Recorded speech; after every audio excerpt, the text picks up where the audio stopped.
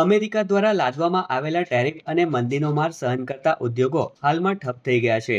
ટેરિફના bomb બાદ મંથર ગતિએ ચાલતા ઉદ્યોગો માટે બિહાર વિધાનસભાની ચૂંટણીએ કામદારોની અછત સર્જી દીધી છે.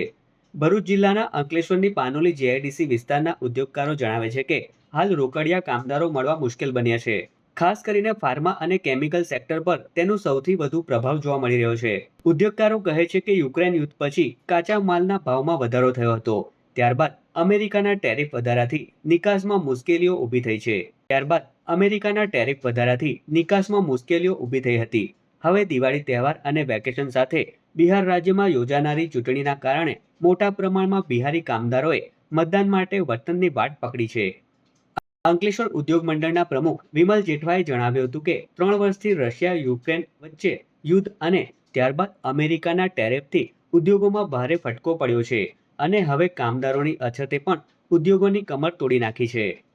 2 વર્ષથી કે 3 વર્ષથી રશિયા અને યુક્રેન વચ્ચે જે વોર ચાલી રહ્યું છે તે સાથે સાથે અમેરિકા દ્વારા લાદવામાં આવેલ ટેરિફને અનુલક્ષીને ઉદ્યોગોને ઘણું નુકસાન થઈ રહ્યું છે અને હાલમાં તહેવારોની મોસમ અને સાથે સાથે બિહારમાં જે ઇલેક્શન પ્રક્રિયા થવા જઈ રહી છે તે દિવસે તેમાં કામદારો બી બિહાર પોતાને વતન જવા ગયા છે, એટલે કામદારોની સમગ્ર એસ્ટેટમાં ખૂબ અછત પડી રહી છે.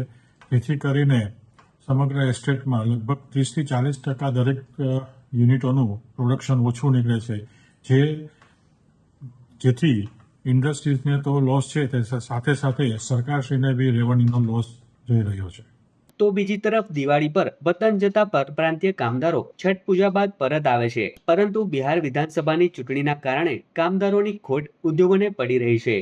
પરિણામે ઉદ્યોગોમાં કામદારોની અછત સર્જાતા ઉત્પાદન ક્ષમતા ઘટી છે. અંકલેશ્વર પાનોલી વિસ્તારમાં ફાર્મા સેક્ટરમાં લગભગ 40%નો ઉત્પાદનમાં ઘટાડો નોંધાયો હોવાનું ઉદ્યોગ જગતમાંથી જાણવા મળ્યું છે.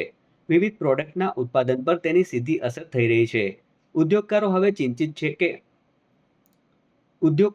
ચિંતિત છે કે આવી સ્થિતિ લાંબા સમય સુધી યથાવત રહેશે તો કામદારોની અછતને પહોંચી વળવા માટે ઓટોમેશન એટલે કે સ્વચાલન ટેકનોલોજી અપનાવવી ફરજિયાત બનશે.